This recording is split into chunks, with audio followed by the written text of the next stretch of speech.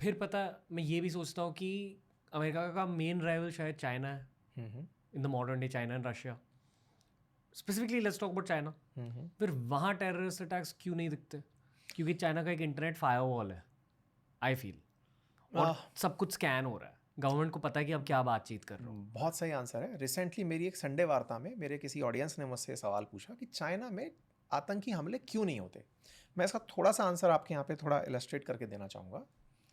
देखिए ना, हमले कब होते हैं, अगर आप उसका थोड़ा डिकोड करने घुसेंगे तो आप पाएंगे कि डिफरेंसेस झगड़े कराते हैं।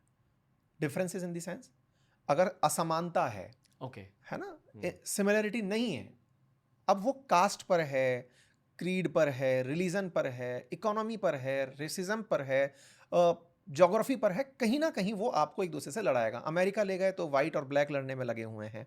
आप कहीं भी चले जाइए, कोई ना कोई लड़ाई का कारण वहां पर मौजूद आपको मिल जाएगा। चाइना ने इस पर विजय प्राप्त करी। होमोजेनस कल्चर, एक टाइप का ही कल्चर। इतना कि उइगर मुसलमान जो कश्मीर के अंदर, वो चाइना के शिंजियांग में रहते हैं, उन्हें भी बिल्कुल चाइनीज ही दिखना होगा।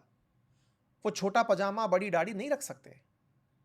उनकी मस्जिदों को भी बिल्कुल वैसा ही दिखना होगा जैसे कि बुद्ध स्तूपा दिखते हैं या फिर बौद्ध टेम्पल दिखते हैं। उनके घर की भी एम्ब्रॉयडरी वैसी ही होगी जैसी कि चाइनीज लोगों की है। एक इंग्लिश शब्द है इम्पर्वियस, ओके, यानी कि एक पत्थर की तरह, आप पत्थर के अंदर नहीं जा सकते, पत्थर इम्पर्वियस होता है। चाइना ने खुद को इम्पर्वियस बना दिया, और एटलीस्ट कोशिश करी है towards terrorism and terrorist attacks.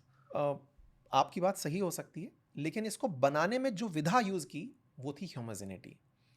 आप इस चीज को कि इम्पर्वियस बनाने में तो सऊदी ने भी यही काम किया खुद के लिए, यूएई ने भी यही काम किया, यहाँ पे भी टेररिस्ट अटैक नहीं होते।